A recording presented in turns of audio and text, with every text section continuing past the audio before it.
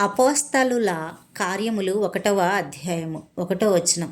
ఓ దెయోఫిలా, యేసు తాను ఏర్పరచుకొనిన అపోస్తలులకు పరిశుద్ధాత్మ ద్వారా ఆజ్ఞాపించిన 2 తర్వాత ఆయన పరమునకు చేర్చుకొనబడిన దినము వరకు ఆయన చేయుటకును బోధించుటకును ఆరంభించిన వాటినన్నిటినీ గూర్చి నా మొదటి గ్రంథమును రచించి తిని. 3 ఆయన శ్రమపడిన తరువాత 40 దినముల వరకు వారికి అగపడుచు దేవుని రాజ్య విషయములను గూర్చి బోధించుచు అనేక ప్రమాణములను చూపి వారికి తన్ను తాను సజీవునిగా కనపరుచుకొనెను. 4 ఆయన వారిని కలుసుకొని ఈలాగు ఆజ్ఞాపించెను, మీరు యెరూషలేము నుండి వెళ్ళక నా వలన వినిన తండ్రి యొక్క వాగ్దానము కొరకు కనిపెట్టుడి.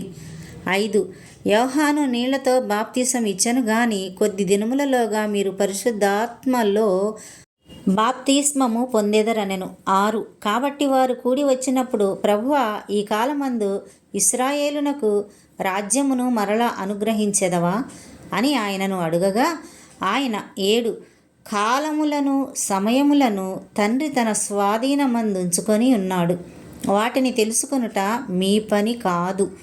8 అయినను పరిశుద్ధాత్మ మీ మీదికి వచ్చునప్పుడు మీరు శక్తి నొందెదరు గనుక మీరు యెరూషలేములోను యూదయ సమరయ దేశముల ఎందంతటను బూదిగంతముల వరకును నాకు సాక్షులయ్యుందురని వారితో చెప్పెను. 9 ఈ మాటలు చెప్పి వారు చూచుచుండగా ఆయన ఆరోహణమాయెను. అప్పుడు వారి కనులకు కనబడకుండా ఒక మేఘము ఆయనను కొనిపోయెను. 10 ఆయన వెళుచుండగా వారు ఆకాశం వైపు తేరి చూచుచుండిరి. ఇదిగో, తెల్లని వస్త్రములు ధరించుకొనిన 2 మనుషులు వారి యొద్ద నిలిచి, 11 గలిలయ మనుషులారా, మీరెందుకు నిలిచి ఆకాశం వైపు చూచుచున్నారు?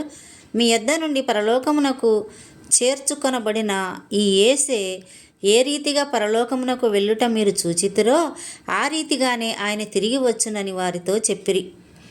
12 అప్పుడు వారు ఒలీవల వనమనబడిన కొండ నుండి యెరూషలేమునకు తిరిగి వెళ్ళిరి. ఆ కొండ యెరూషలేమునకు విశ్రాంతి దినమున నడవదగినంత సమీపమున ఉన్నది. 13 వారు పట్టణంలో ప్రవేశించి తాము బస చేయుచుండిన మేడగదిలోనికి ఎక్కిపోయిరి. వారెవరనగా పేతురు, యోహాను, యాకోబు, ఆంద్రెయ, ఫిలిప్పు, తోమా, బర్తలోమయి, మత్తయి, అల్ఫయి కుమారుడగు యాకోబు, జెలోతే అనబడిన సీమోను, యాకోబు కుమారుడగు యూదా అనువారు. 14 వీరందరూ వీరితో కూడా కొందరు స్త్రీలను, యేసు తల్లి అయిన మరియయు ఆయన సహోదరులను ఏక మనసుతో ఎడతెగక ప్రార్థన చేయుచుండిరి. 15 ఆ కాలమందు ఇంచుమించు 120 మంది సహోదరులు కూడియుండగా పేతురు వారి మధ్య నిలిచి ఇట్లనెను, 16 సహోదరులారా, యేసును పట్టుకొనిన వారికి త్రోవ చూపిన యూదాను గూర్చి పరిశుద్ధాత్మ దావీదు ద్వారా పూర్వము పలికిన లేఖనము నెరవేరవలసి ఉండెను. 17 అతడు మనలో ఒకడుగా ఎంచబడినవాడై ఈ పరిచర్యలో పాలు పొందెను. 18 ఈ యూదా ద్రోహము వలన సంపాదించిన రూకలనిచ్చి ఒక పొలము కొనెను.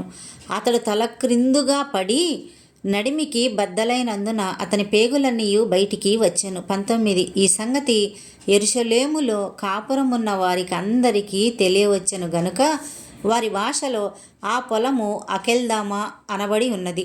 దానికి రక్తభూమి అని అర్థము. ఇందుకు ప్రమాణముగా 20 అతని ఇల్లు పాడైపోవునుగాక, దానిలో ఎవడునూ కాపురముండకపోవునుగాక, అతని ఉద్యోగము వేరొకడు తీసుకొనుగాక అని కీర్తనల గ్రంథంలో రాయబడి ఉన్నది.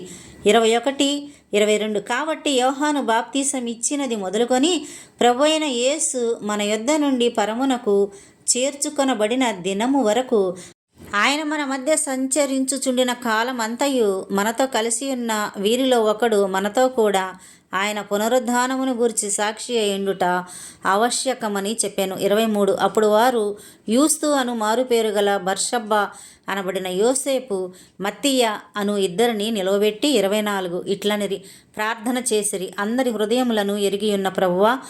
25 తన చోటికి పోవుటకు యూదా తప్పిపోయి పోగొట్టుకొనిన ఈ పరిచర్యలోను అపోస్తలత్వములోను పాలు పొందుటకు వీరిద్దరిలో నీవు ఏర్పరచుకొనిన వానిని కనపరుచుమనిరి. 26 అంతట వారు వీరిని గూర్చి చీట్లు వేయగా మత్తీయ పేరట చీటి వచ్చెను కనుక అతడు 11 మంది అపోస్తలులతో కూడా లెక్కింపబడెను.